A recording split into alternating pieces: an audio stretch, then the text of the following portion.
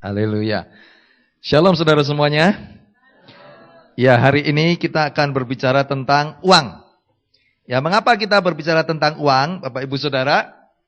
Karena uang adalah salah satu hal yang terpenting di dalam kehidupan manusia. Setuju nggak? Atau uang hanya penting buat pendeta? Uang adalah salah satu hal yang paling penting dalam kehidupan kita. Dan juga uang merupakan salah satu hal yang paling banyak mengisi pikiran kita.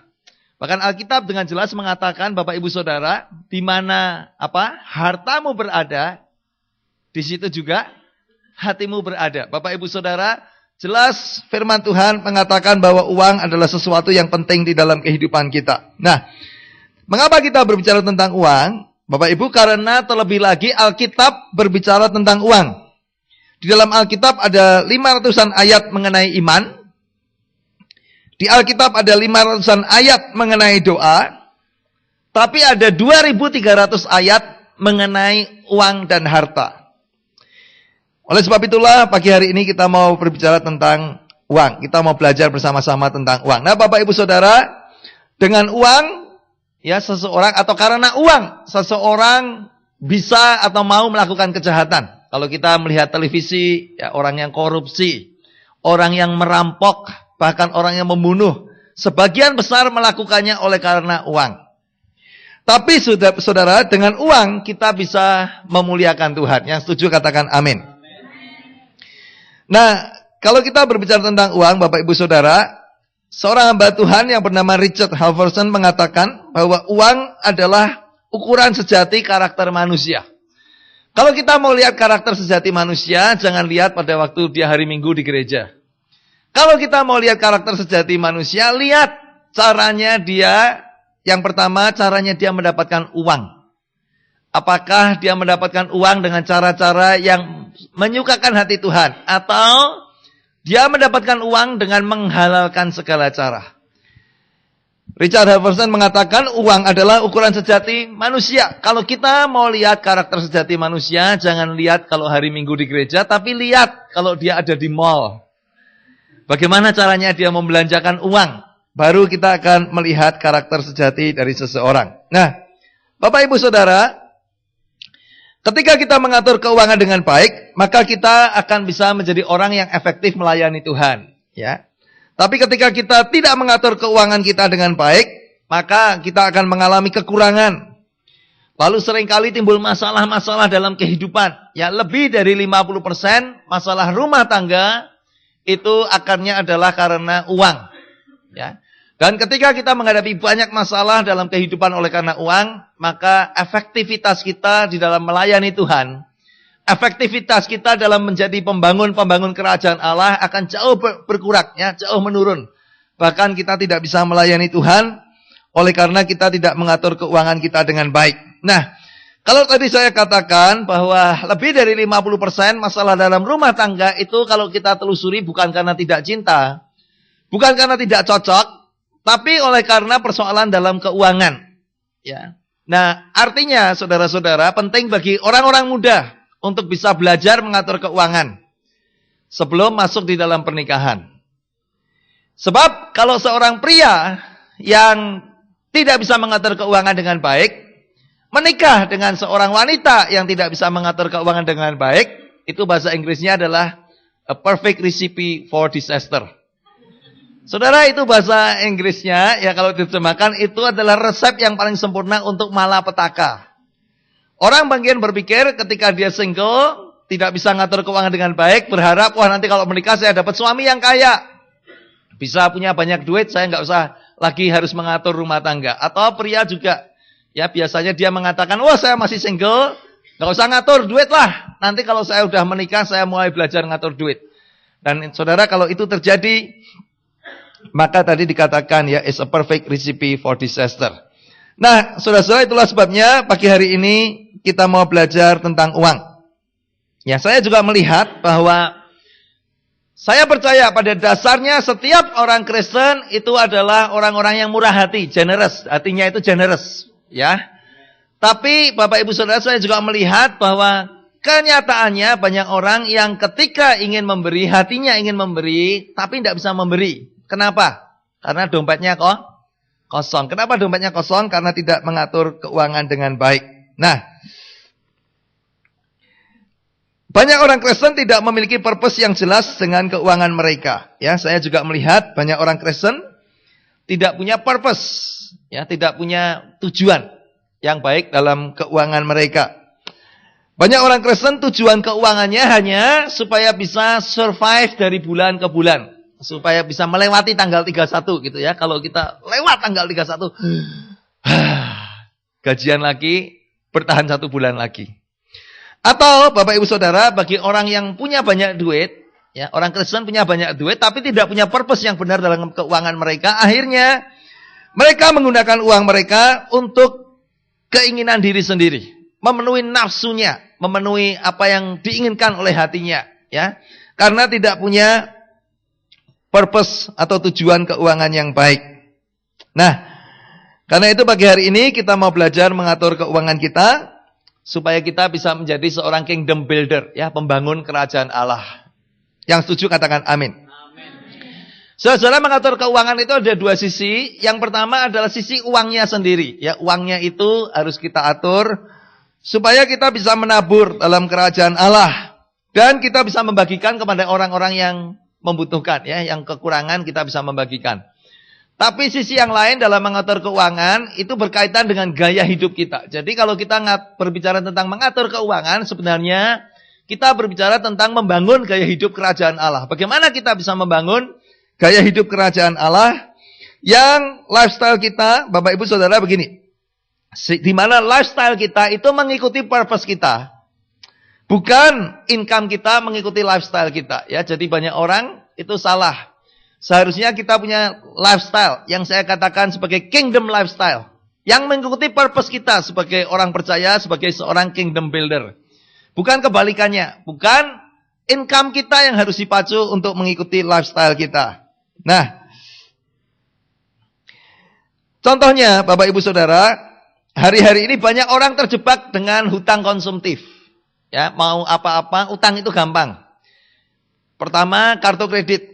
Ya saudara, hari-hari ini ya sering sekali, hampir tiap minggu begitu ya, ada perusahaan kartu kredit telepon, lalu ditawari, Pak, ada kartu kredit ya untuk Bapak dikasih yang platinum misalkan. Begitu gampang untuk mendapatkan kartu kredit. Nah, kalau sudah kartu kredit dapat, kemudian apa saudara? Digesek ya, dipakai untuk beli barang-barang yang sebenarnya tidak perlu. Nanti kita mau belajar lagi tentang hal ini. Tapi kemudian yang timbul apa Bapak Ibu Saudara? Bukan hanya kartu kredit ya.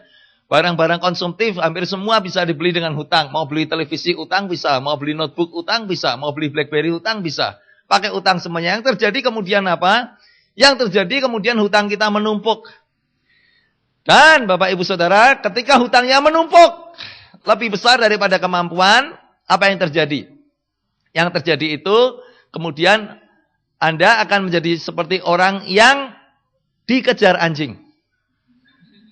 Pernah dikejar anjing belum? Kalau belum, nanti pulang cari anjing ya. Anda tendang, lalu Anda lari begitu ya. Coba ngerasain dikejar anjing. Nah, kalau orang dikejar anjing apa yang dilakukan? Kalau orang dikejar anjing, ya Bapak Ibu, tidak ada yang dilakukan kecuali lari sekenceng-kencengnya menyelamatkan diri dari kejaran anjing. Betul enggak? Lari sekenceng-kencengnya menyelamatkan diri dari kejaran anjing. Nah, orang yang demikian, Bapak Ibu Saudara, misalkan kamu ketemu ya, lihat temanmu lari, Anda hei, apa kabar? Dia akan cuek aja. Ngebut terus.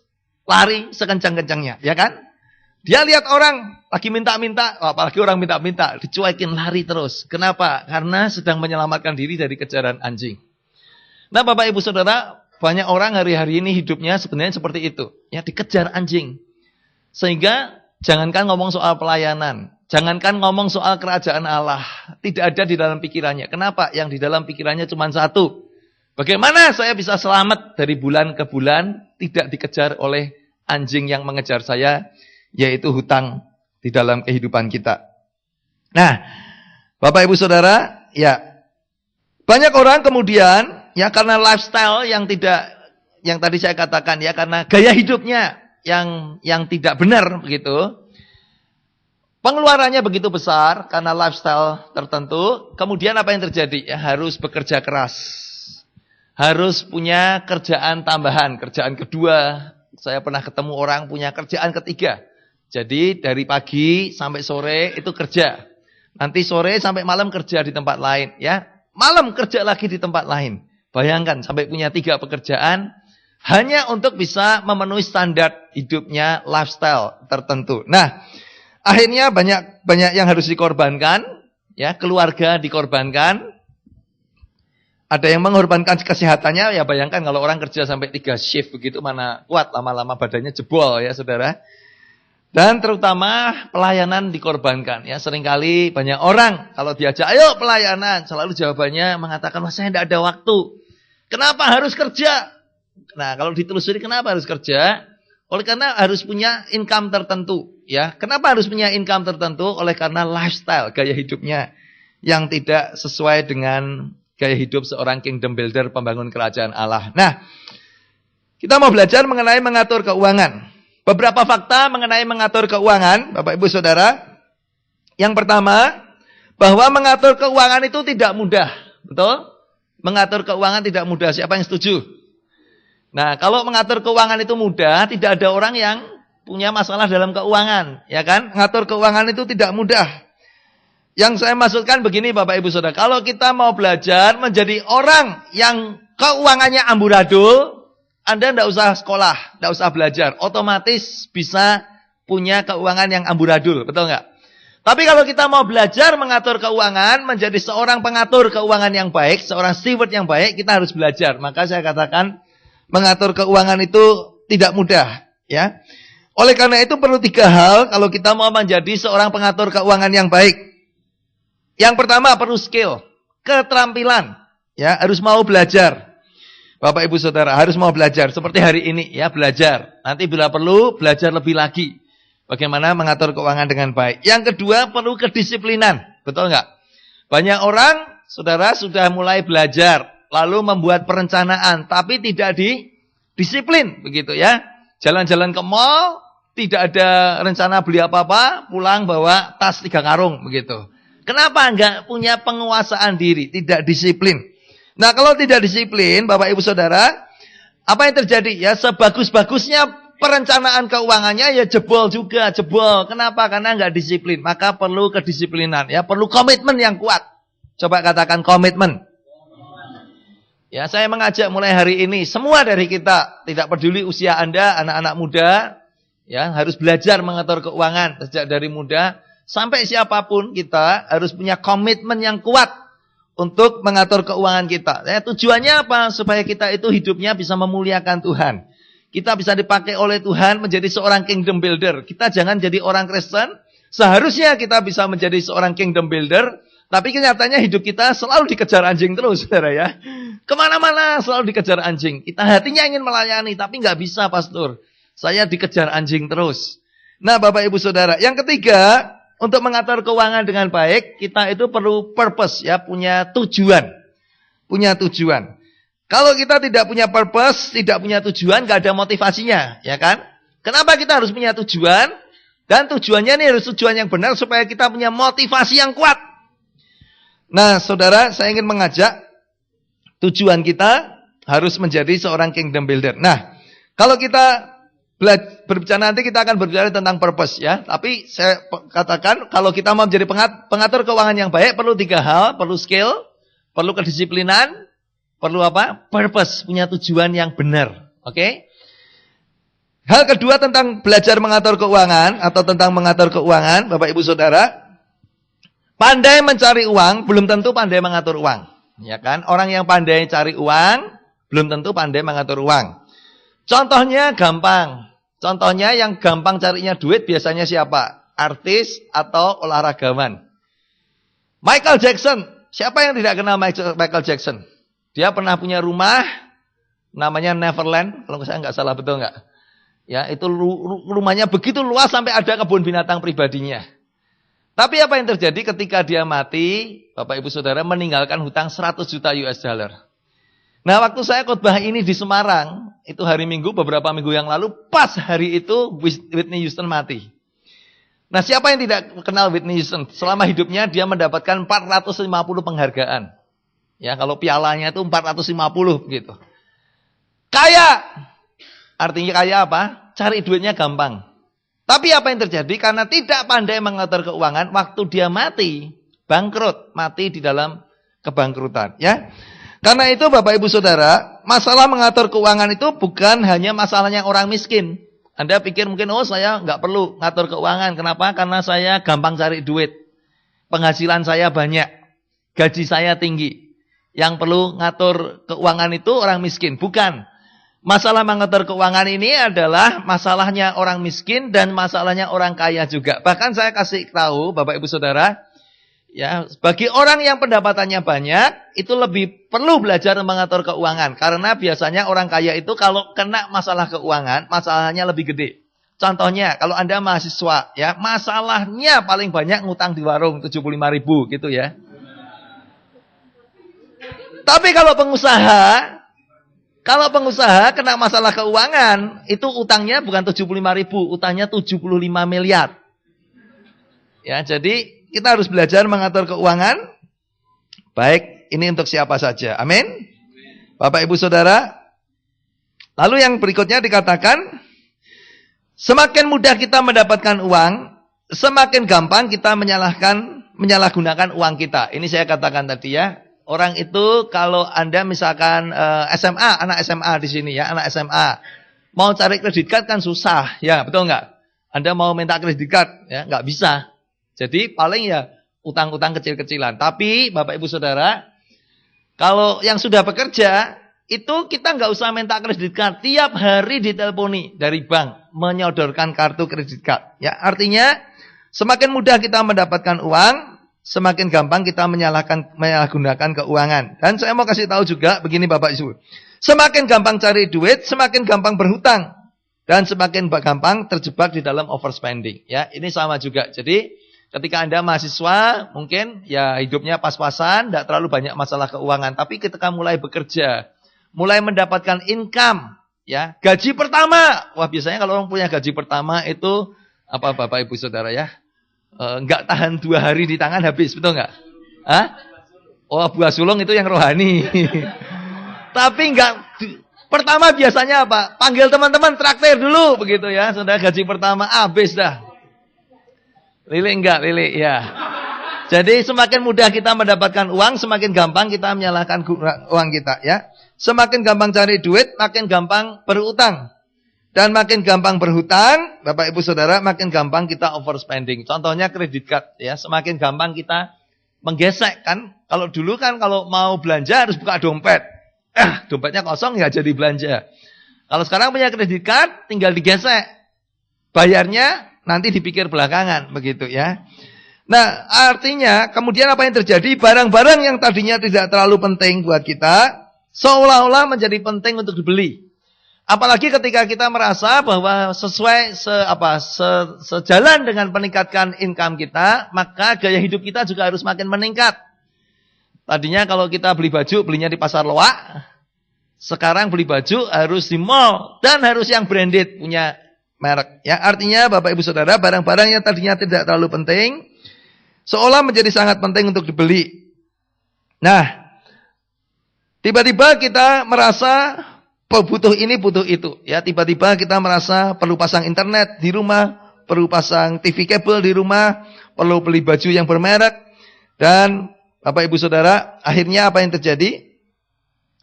Akhirnya kita merasa, ya, apa yang terjadi? Kita merasa lebih pantas untuk pakai barang-barang itu. Nah, Bapak Ibu Saudara, saya mau kasih tahu ini. Semakin gampang kita cari duit, semakin gampang kita berhutang. Ya, oh ya, gini, saya mau katakan gini. Kalau dulu misalkan ya kita waktu masih mahasiswa begitu, Anda masuk ke mall, di sana ada pameran televisi yang flat screen, ya kan?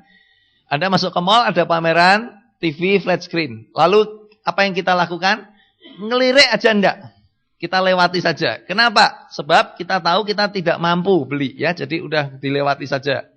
Tapi begitu Anda kerja, ya mendapat penghasilan, misalkan 1,5 juta. Lalu masuk mall, ada pameran televisi. Kita mulai ngelirik. Lalu di bawahnya ada tulisan cicilan 300.000 sebulan. Anda mulai ngitung, ya kan? Mulai ngitung. Kalau cuma 300.000, mampu saya nyicil 300.000 sebulan. Lalu apa? Yang terjadi Bapak Ibu Saudara, kita mulai merasa bahwa TV di rumah kita sudah tidak pantas buat kita. Yang pantas buat kita adalah TV yang flat screen, datar. Ya kan? Mungkin sekali kita tahan imannya. Nanti ke mall 2 kali ada pameran televisi lagi. Kita mulai diingatkan, iya ya TV-mu di rumah itu sudah kuno sekali. Sejak kamu pertama kali kuliah sampai sekarang, masa sih sekarang udah kerja, ganti dong televisi. Nah, singkat cerita akhirnya tadi barang yang sebelumnya kita merasa tidak perlu, sekarang kita merasa penting untuk kita ganti televisi ya. Dan tanpa kita sadari, seolah seperti orang dihipnotis, tiba-tiba TV pindah ke rumah kan. Nanti bayarnya belakangan 300.000. Nah, sama pameran mobil kan saudara. Kalau Anda mahasiswa masuk ke mall ada pameran mobil, ngelirik aja tidak, mendekat saja tidak. Tapi kalau Anda mulai kerja, ya udah diterima, udah mulai kerja, lalu Anda mulai kalau ke mall ada pameran mobil, mulai dekat-dekat lihat-lihat gitu ya. Mungkin kita merasa wah belum sanggup. Tapi nanti datang ke mall 2 kali, ada pameran mobil yang sama, kita mulai ngitung ya. Wah, kalau saya kerja ekstra keras sedikit, dapat tambahan penghasilan sedikit, maka saya akan mampu untuk membeli mobil. Nah, pada prinsipnya barang yang tadinya kita tidak perlu, sekarang kita merasa kita perlu barang itu.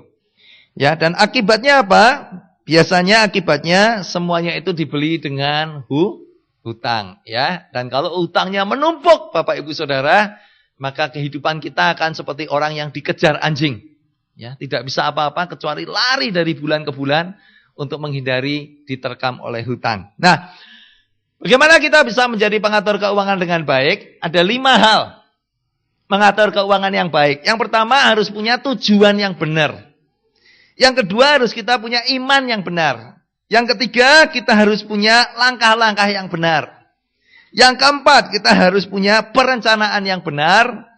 Dan yang kelima kita harus punya tindakan yang benar. Ya, Bapak Ibu Saudara, ada 5 hal. Tujuan yang benar, iman yang benar, langkah-langkah yang benar, perencanaan yang benar, dan tindakan yang benar. Ya, nanti kalau Anda mau PowerPoint-nya, kasih nama emailnya aja. Ini kan PowerPoint-nya ada di belakang ya. Ke bagian multimedia di belakang, kasih email Anda, nanti di email kepada email Anda masing-masing. Nah, 5 hal.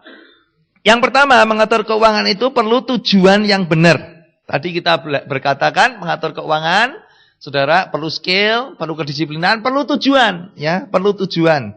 Tujuan yang benar, perlu purpose yang benar. Nah, kalau kita berbicara tentang purpose yang benar, berarti ada purpose yang salah. Apa purpose yang salah? Ya, purpose yang salah adalah mengumpulkan harta sebanyak-banyaknya. Contohnya, itu yang dituliskan perumpamaan dalam Lukas 12 ayat 13 sampai 21. Dalam Lukas 12 ayat 13 sampai 21 ini Alkitab judulnya adalah orang kaya yang bodoh. Ada yang mau di sini disebut sebagai orang kaya? Jadi orang kaya mau enggak? Jadi orang bodoh mau enggak? Enggak mau. Jadi jangan menjadi orang kaya yang bodoh. Jadilah orang kaya yang pintar. Amin, Saudara. Nah, orang kaya yang bodoh ini dalam Lukas 12 ayat 13 sampai 21 dikatakan dia itu diberkati oleh Tuhan.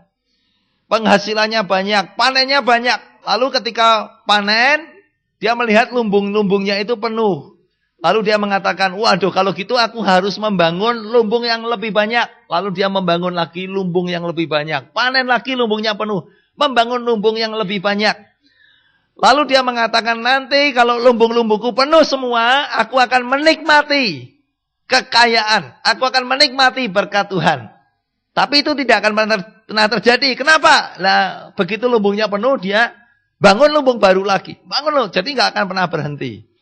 Lalu Alkitab mengatakan begini, saudara-saudara. Dalam ayat yang ke-21 dikatakan, demikianlah jadinya dengan orang yang mengumpulkan harta bagi dirinya sendiri. Jadi orang ini tujuannya, purpose-nya adalah ngumpulin harta sebanyak-banyaknya untuk siapa? Untuk dirinya sendiri. Ya, demikianlah jadinya dengan orang yang mengumpulkan harta bagi dirinya sendiri, jikalau ia tidak kaya di hadapan Allah. Ya, inilah yang dikatakan orang kaya yang bodoh. Tujuan purpose-nya Cuman ngumpulin harta sebanyak-banyaknya. Buat siapa? Buat dirinya sendiri.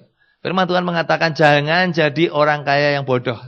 Jadilah orang yang kaya di hadapan Allah. Amin Bapak Ibu Saudara. Nah, kalau tadi ada purpose yang salah, purpose yang salah, Saudara. Purpose yang salah yang lain adalah untuk show off atau untuk pamer. Jadi kalau orang, ya Saudara, tujuan keuangannya supaya bisa pamer sama teman-temannya. Ya Saudara, dulu kita kuliah mulainya sama-sama, tapi sorry nasib kita berbeda gitu Saudara, kurang lebih, ya kan? Pamer. Atau purpose yang salah mengejar lifestyle, ya. Hari-hari ini banyak orang mengejar lifestyle karena iklan di televisi, ya, gaya hidup yang berbeda. Tiba-tiba kita merasa, ya, kita perlu makan di restoran dan lain sebagainya. Lalu juga karena persaingan. Nah, ini kadang-kadang juga ada, ya, kalau tetangga cuci mobil baru, saya harus cuci mobil baru gitu. Tetangga punya istri baru, saya juga harus punya istri baru. Persaingan. Atau juga memenuhi keinginan atau nafsu. Tadi dikatakan demikianlah jadinya orang yang kaya untuk dirinya sendiri. Jadi purpose-nya adalah memenuhi keinginannya. Supaya apa? Pokoknya supaya semua barang, semua yang aku mau, aku bisa beli. Begitu Saudara. Itu purpose-nya, ya. Aku harus cari duit sebanyak-banyaknya. Aku harus jadi orang kaya. Supaya apa? Supaya apa yang aku mau, hatiku mau, aku bisa. Nah Saudara, itu jelas purpose yang salah, ya. Nah, ini makanya kan barang-barang retro itu laku. Mobil retro, motor retro, ya. Ceritanya kalau barang retro itu kan seperti ini Saudara. Dulu waktu kuliah, ya, lihat apa sih, mobil begitu, ya. Cuman bisa lihat, tidak bisa beli, kepengin. Nah sekarang sudah kerja, sudah berhasil, pengen beli mobil yang dulu. Tapi kalau beli mobil kuno kan tidak mau. Makanya mobilnya baru tapi gayanya gaya kuno. Namanya retro, ya. Sepeda motor kan juga sekarang sepeda motor retro. Itu sama Saudara ceritanya. Dulu waktu kecil mau beli sepeda motor tidak punya duit. Sekarang punya duit, mau beli motor yang kayak dulu tapi tidak mau beli motor bekas. Masa Anda beli motor tahun 70 gitu kan? Jadi beli motor baru tapi gaya 70-an. Itu sebenarnya memenuhi keinginan atau memenuhi nafsu, ya.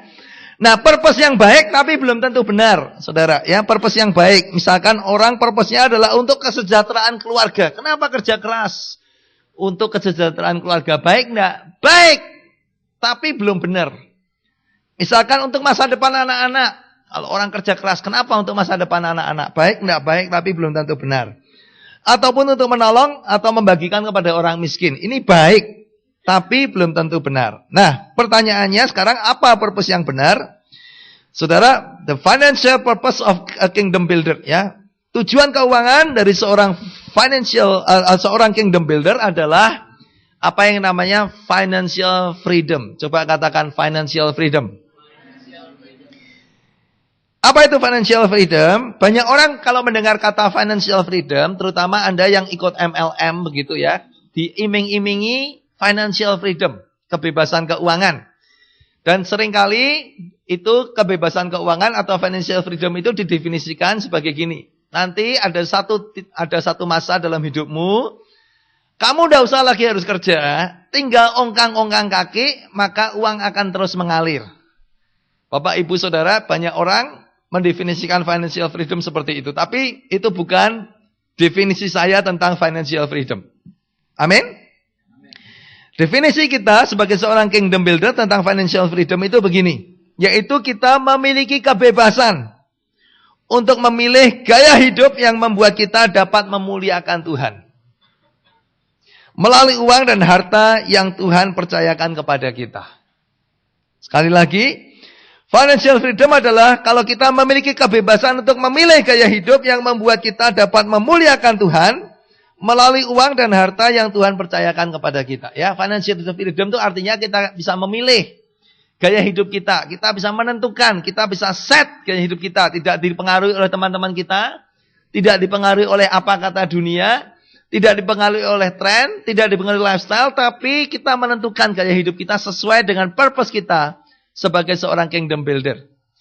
Ketika kita sudah mengalami kebebasan itu, Bapak Ibu Saudara, kita bisa menentukan sendiri Ya, sebagai seorang kingdom builder, saya mau punya a kingdom lifestyle yang membuat saya bisa memuliakan Tuhan melalui harta dan keuangan saya. Itu Anda dan saya mengalami apa yang namanya financial freedom, kebebasan lagi. Hidup kita, ketika kita mengatakan saya tidak mau hidup seumur hidup dikejar anjing, misalkan. Bayangin ya, saudara, Anda membayangkan secara jasmani saja, setiap hari kemanapun Anda pergi dikejar anjing, mau enggak? Enggak mau toh? Ke kampus ada anjing yang ngejar Anda. Saudara, ke gereja masih dikejar anjing. Di rumah dikejar anjing, enggak mau. Nah, ketika kita mengatakan saya mau memilih gaya hidup yang membuat saya tidak dikejar anjing. Ketika Anda sudah bisa memutuskan itu, ya, itu kita ngalami financial freedom. Kenapa? Karena banyak orang, Bapak Ibu Saudara, menyerahkan nasibnya kepada apa kata dunia. Banyak orang menyerahkan nasibnya ditentukan oleh siapa? Oleh iklan-iklan di televisi. Banyak orang gaya hidupnya ditentukan oleh siapa? Oleh teman-temannya. Yang membuat akhirnya tanpa dia sadari, tanpa ada dalam kendali tangannya, dia menyerahkan dirinya menjadi orang yang dikejar anjing. Jadi financial freedom berbicara tentang ketika kita mengalami kebebasan untuk kita bisa menentukan hidup kita sendiri, lifestyle kita. Yang saya katakan tadi, kingdom lifestyle tadi. Bapak Ibu, supaya saya dapat memuliakan Tuhan melalui kehidupan saya, terlebih lagi melalui uang dan harta yang Tuhan percayakan kepada kita. Yang setuju katakan amin. Nah, jadi Bapak Ibu Saudara, mengatur keuangan perlu tujuan yang benar. Sekarang kita tahu, ya, tujuan yang salah adalah kalau orang mengumpulkan harta buat dirinya sendiri. Tujuan yang benar adalah kalau saya bisa menentukan lifestyle saya. Saya bisa mengalami financial freedom. Hidup saya tidak diikat oleh keuangan, tidak diikat oleh kekhawatiran tentang keuangan. Hidup saya tidak dikejar oleh anjing, tapi saya mengalami kebebasan. Supaya saya bisa memilih gaya hidup yang memuliakan Tuhan. Amin. Yang kedua, mengatur keuangan perlu iman yang benar. Ya, perlu apa saudara? Perlu iman yang benar. Firman Tuhan mengatakan ya dalam Matius 6:33. Nah, sebelum sampai Matius 6:33, kalau kita baca mulai ayat ke-25, saya tidak punya waktu untuk membacanya, tapi Anda tahu ayat-ayat ini mengatakan jangan kamu khawatir tentang apa yang akan kamu makan, apa yang akan kamu minum, apa yang akan kamu pakai. Betul enggak, Saudara? Suruh lihat burung-burung di udara yang tidak menabur dan tidak menuai tapi diberi makan oleh Bapa di surga. Lihat bunga bakung di taman. Dikatakan yang tidak memintal, tapi Salomo dalam segala kemegahannya pun tidak berpakaian sehingga bunga-bunga bakung di ladang itu. Ya. Lalu ayat 32 mengatakan, tetapi Bapamu di surga tahu bahwa engkau memerlukan semuanya itu. Amin, Bapak Ibu Saudara, itu ayat yang luar biasa. Kenapa? Karena kita punya Bapa di surga yang tahu bahwa kita membutuhkan makan, kita membutuhkan minum, kita membutuhkan pakaian, kita membutuhkan uang. Bapa di surga tahu. Dan apa Bapak Ibu Saudara, Tuhan mau menyediakan dalam kehidupan kita. Amin. Tetapi, ada tetapinya. Ayat 33 mengatakan tetapi. Artinya apa Bapak Ibu Saudara? Janganlah hidupmu itu fokus kehidupan kita kepada hal yang jasmaniah terus. Tetapi, firman Tuhan dalam Matius 6:33. Carilah dahulu kerajaan Allah dan kebenarannya. Maka semuanya. Coba katakan semuanya. 10 kali lebih keras, semuanya. Ya, dikatakan semuanya akan ditambahkan kepadamu. Bapak Ibu Saudara, kalau tadi mulai ayat yang 25 sampai ayat 31 dikatakan ini yang dicari oleh bangsa-bangsa yang tidak mengenal Allah, kehidupan mereka terfokus. Fokus kehidupan mereka hanya untuk memenuhi kebutuhan jasmani, kebutuhan dalam kehidupan saja. Tapi firman Tuhan mulai ayat 33 ini mengatakan, tetapi artinya kita sebagai anak-anak Tuhan harus berbeda. Amin. Kita sebagai seorang pembangun kerajaan Allah, kingdom builder harus berbeda. Carilah dahulu kerajaan Allah dan kebenarannya. Fokus kehidupan kita harus pada kerajaan Allah dan kebenarannya. Lalu dikatakan, maka semuanya, apa sih semuanya? Ya semua yang kita butuhkan dalam hidup akan ditambahkan. Kata ditambahkan dalam bahasa Inggrisnya, it shall be given unto you. Ya, akan diberikan kepadamu. It shall be provided. Akan disediakan. Tuhan akan menyediakan. Tuhan akan memberikan. Tuhan akan menambahkan. Dan saya percaya kalau Tuhan yang menyediakan, Tuhan tidak menambahkan atau menyediakan setengah-setengah. Tuhan akan menyediakan yang terbaik untuk kita anak-anaknya. Amin. Karena itulah dikatakan jangan khawatir tentang kehidupanmu. Jangan khawatir tentang kebutuhanmu. Bapa di surga tahu apa yang kau butuhkan. Fokus kehidupan kita harus kepada membangun kerajaan Allah. Tetapi carilah dahulu kerajaan Allah dan kebenarannya. Lalu dikatakan maka semuanya itu maka engkau akan mengalami. Apa yang dicari oleh bangsa-bangsa. Tuhan akan sediakan buat engkau. Yang percaya katakan amin. Saudara, Amsal 3 ayat 9 dan 10 mengatakan, muliakanlah Tuhan dengan hartamu, dan dengan hasil pertama dari segala penghasilanmu. Maka lumbung-lumbungmu akan penuh gandum, dan air anggurmu akan berlimpah-limpah, sehingga tidak cukup tempat untuk menyimpannya. Mengapa saya katakan perlu iman yang benar, Bapak Ibu, dalam mengatur keuangan? Ya, karena ada orang-orang yang mengatakan, Pastor Budi, udahlah saya nggak mau ngatur uang. Maksudnya nggak mau ngatur keuangannya. Kenapa? Sebab nggak usah diatur, sudah pasti tidak akan cukup. Tidak akan cukup, begitu ya. Jadi nggak usah diatur lah. Mau diatur gimana pun tidak akan cukup. Nah, justru inilah Bapak Ibu Saudara, kita harus melakukan bagian kita. Selebihnya kita harus hidup sesuai dengan iman kita. Betul nggak? Apa kata firman Tuhan? Tuhan mengatakan, muliakanlah Tuhan dengan hartamu dan dengan hasil pertama dari segala penghasilanmu. Maka lumbung-lumbungmu akan penuh gandum. Air anggurmu akan berlimpah-limpah sehingga tidak cukup tempat untuk menyimpannya. Bapak Ibu Saudara, inilah yang saya ingin supaya kita boleh mengalami ya. Apa yang menurut pikiran manusia tidak cukup. Tapi ketika kita mau menjadi seorang steward yang baik, pengatur yang baik dari keuangan kerajaan Allah. Amin. Lalu kita akan mengalami apa yang Tuhan katakan ini ya. Ditambahkan kepadamu dalam Matius 6:33 secara supernatural ditambahkan kepadamu. Lalu apa yang terjadi Bapak Ibu Saudara? Dikatakan lumbung-lumbungmu akan penuh gandum. Tidak akan pernah kosong. Lalu apa yang terjadi? Dikatakan ya, tempat anggurmu berlimpah-limpah. Sehingga tidak ada tempat untuk menyimpannya. Kita tidak akan sibuk dengan orang yang sibuk cari duit. Tapi kita akan sibuk untuk membagikan harta benda kita kepada orang-orang yang membutuhkan. Amin Bapak Ibu Saudara. Yang ketiga, ya langkah-langkah yang benar. Ya, saya harus cepat sedikit. Sudah dapat kode dari belakang. Ya, next. Ya, langkah-langkah yang benar. Bapak Ibu Saudara, ada 3 milestone yang harus kita lewati untuk kita bisa mengalami financial freedom. Ya, 3 milestone. Yang pertama memenuhi kebutuhan keluarga, yang kedua bebas hutang, yang ketiga memiliki tabungan. Ya, kalau tadi tujuan kita supaya kita mengalami financial freedom, jadi orang yang tidak dikejar anjing. Tapi hidup kita punya kingdom lifestyle dan kita bisa memuliakan Tuhan. Dipakai oleh Tuhan membangun kerajaan Allah. Itu menjadi tujuan kita. Yang setuju katakan amin. Tapi sebelum kita mencapai tujuan kita, 3 milestone ini harus kita lewati. Itu contohnya begini. Kalau Anda dari Semarang mau ke Jakarta, itu harus lewat Pekalongan, harus lewat Tegal, harus lewat Cirebon, baru bisa ke Jakarta. Betul? Kalau Anda dari Semarang mau ke Jakarta, ketemunya itu Demak, Kudus, Rembang. Gawat saudara, makin jauh. Ya, jadi ini harus jadi milestone kita dulu. Oke, kita punya purpose, punya tujuan, tapi kita harus lewat milestone-nya. Yang pertama adalah memenuhi kebutuhan keluarga. Kalau kita tidak bisa ngatur keuangan kita, sehingga kebutuhan keluarga kita tercukupi, lupakanlah kita mau menjadi orang yang membagi-bagikan pada orang miskin. Lupakanlah kita mau menjadi orang yang keuangan kita, uang kita dipakai untuk membangun kerajaan Allah. Nah, untuk memenuhi kebutuhan keluarga, Bapak Ibu Saudara, yang pertama ya harus kerja. Coba katakan kerja. Saya menjumpai banyak orang gak mau kerja. Males, gak mau kerja. Maunya enak-enakan, duit datang dari surga. Tidak ada Bapak Ibu Saudara. Duit datang itu melalui kerja. Amin? Melalui kerja. Nah, yang kedua kita harus ngatur supaya, ini yang saya katakan, ya ini pewahyuan terbesar abad ini. Next, pengeluaran lebih kecil daripada pemasukan. Ini pewahyuan terbesar abad 21 ini. Saudara, ya setelah Alkitab dulu ini pewahyuan terbesarnya. Pengeluaran lebih kecil daripada pemasukan. Yuk kita baca bersama-sama 3, 2, 1. Pengeluaran lebih kecil daripada pemasukan. Anda mungkin ketawa, kenapa ini pastor gitu aja kok pewahyuan terbesar? Ya kenapa? Karena sebagian besar orang itu kebalikannya. Yaitu apa?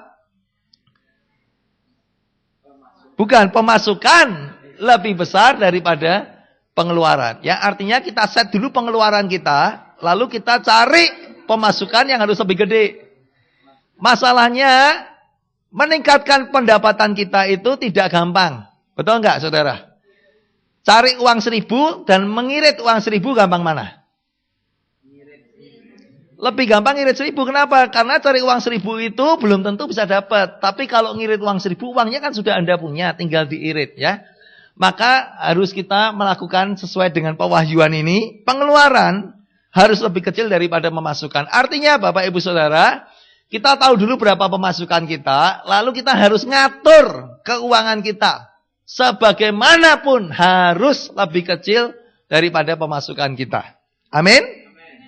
Nah, milestone yang kedua tadi kan bebas hutang ya. Ingat ya, kalau Anda dari Semarang mau ke Jakarta harus lewat 3 milestone, 3 kota gitu ya. Kalongan, Tegal, Jakarta. Yang pertama harus mencukupkan, ngatur keuangan dulu supaya cukup. Ya, yang kedua, Bapak Ibu Saudara, milestone kita harus bebas hutang. Nah, saya ingin mengajak ya, ini harus menjadi tujuan keuangan kita jangka pendek, goal kita lah. Yang pertama, kalau Anda selama ini belum ngatur keuanganmu dengan baik, harus buat goal supaya tahun 2012 menjadi tahun di mana saya bisa ngatur pengeluaran saya lebih kecil daripada pemasukan. Amin. Yang kedua, supaya kita bebas dari hutang, ya, kita harus membuat target. Kalau enggak tahun 2012, 2013, 2014 dibuat perencanaan supaya saya bisa hidup bebas dari hutang. Yang dimaksud adalah hutang konsumtif. Apa itu hutang konsumtif? Yaitu kalau kita berhutang untuk barang atau jasa yang nilainya terus berkurang atau habis karena dipakai. Ya Bapak Ibu Saudara, kalau Anda beli barang yang nilainya terus berkurang karena dipakai. Misalkan apa? Tadi ya televisi. Kalau kita ngutang, Saudara, televisi bekas nilainya turun. Nggak ada televisi bekas nilainya naik. Itu nggak ada. Ya, nilainya turun terus. Lalu juga kalau kita membeli barang yang menambah biaya dan bukan menghasilkan pemasukan. Ya, contohnya kalau Anda beli mobil, lalu mobilnya ini tadinya Anda naik sepeda motor. Saudara, kalau naik sepeda motor itu bensinnya paling 10.000 seminggu. Kalau naik mobil tiba-tiba bensinnya harus 100.000 seminggu. Anda naik sepeda motor cicilannya cuma 600.000, beli mobil tiba-tiba cicilannya harus menjadi 3 juta. Nah, kalau mobilnya itu memberikan hasil, misalkan mobilnya dirental, kemudian dapat hasil, nggak apa-apa.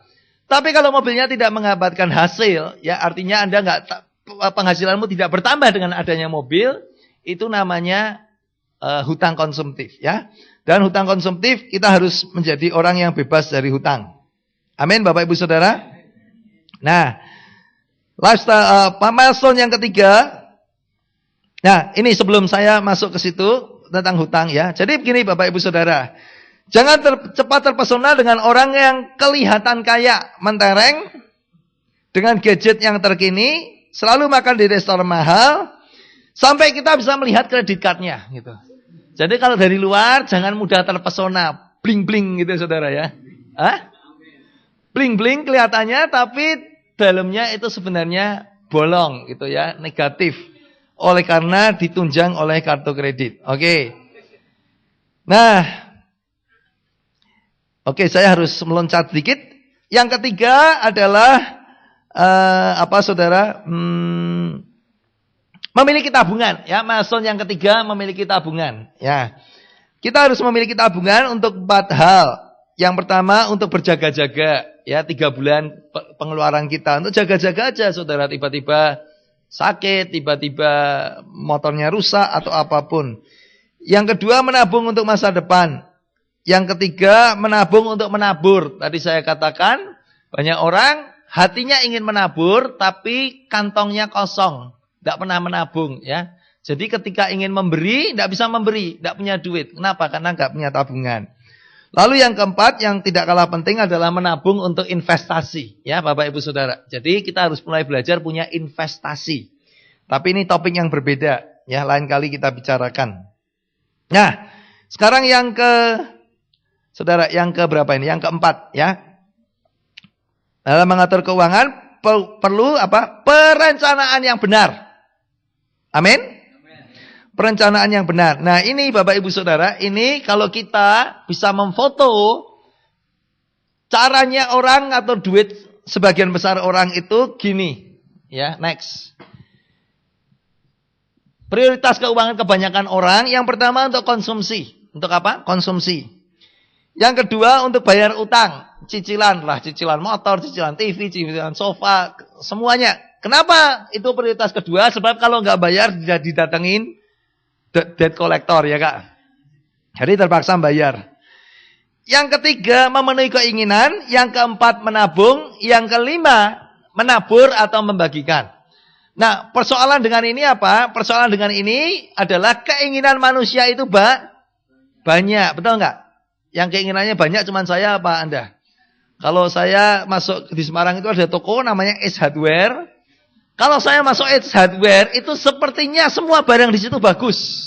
Cocok buat rumah saya. Sepertinya semuanya pengen dibeli. Betul nggak? Ya mungkin Anda kalau masuk ke mall, waduh semua rasanya ingin dibeli. Nah, saudara, keinginan kita ini banyak. Nah, kalau kita nyusun prioritas keuangannya dengan cara begini, yang terjadi apa saudara? Yang terjadi adalah biasanya sampai nomor 3 itu habis. Sampai nomor 3 habis. Nomor 4 apa? Menabung. Kapan menabung? Bulan depan.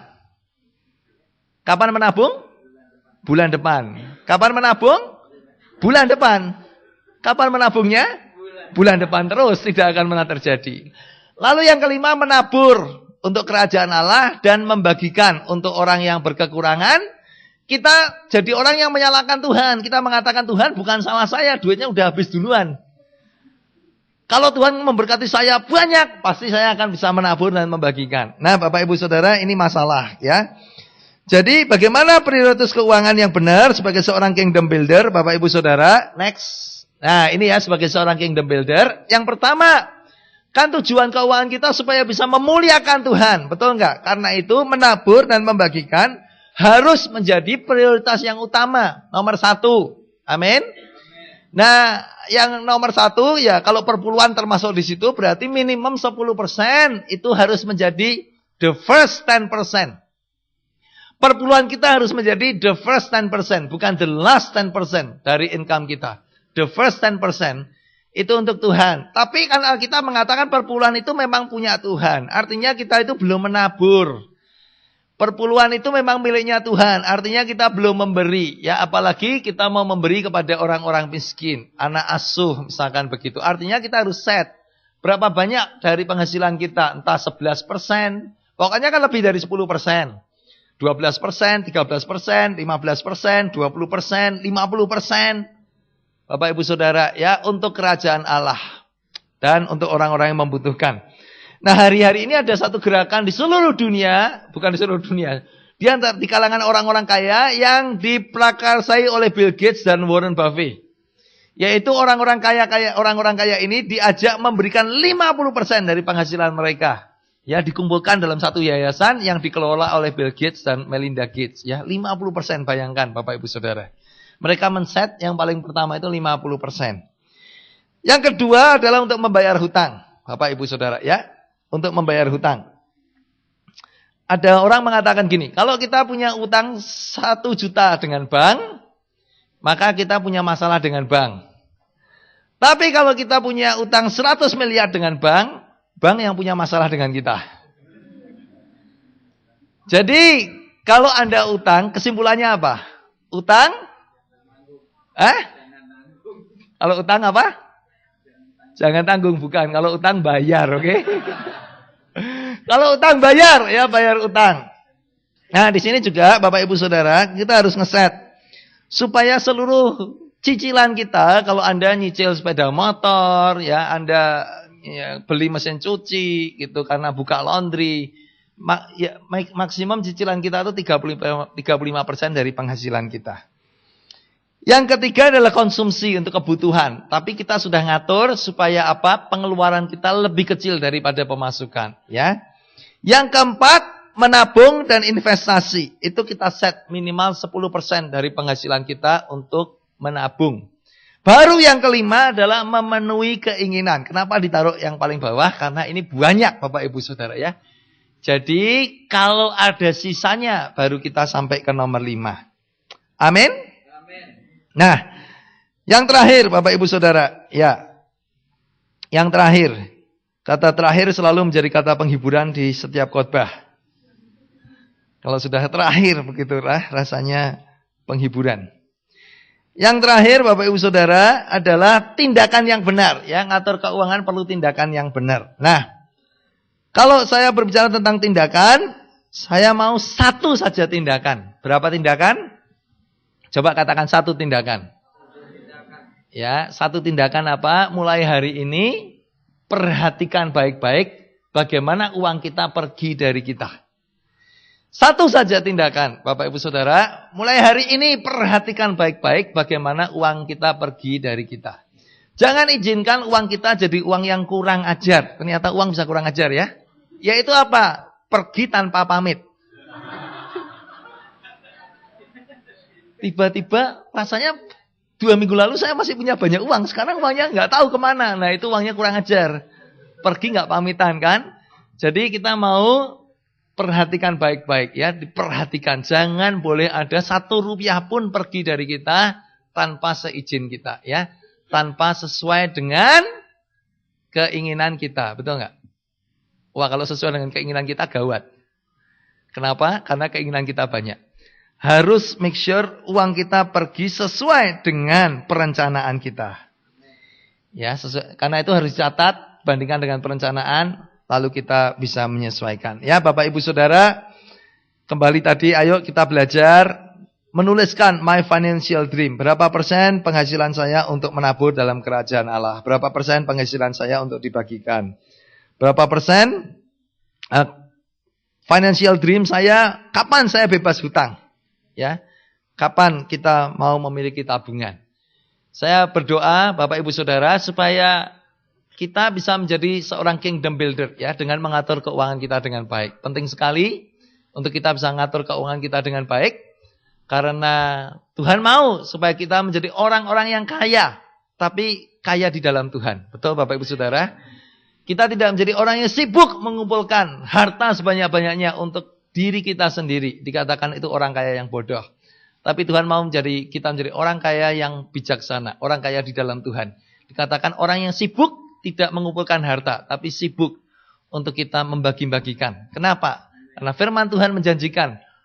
Lumbung-lumbung gandummu akan selalu penuh. Tempat anggurmu akan selalu berlimpah. Ya, jadi dia sibuk. Sibuk apa? Sibuk membagikan.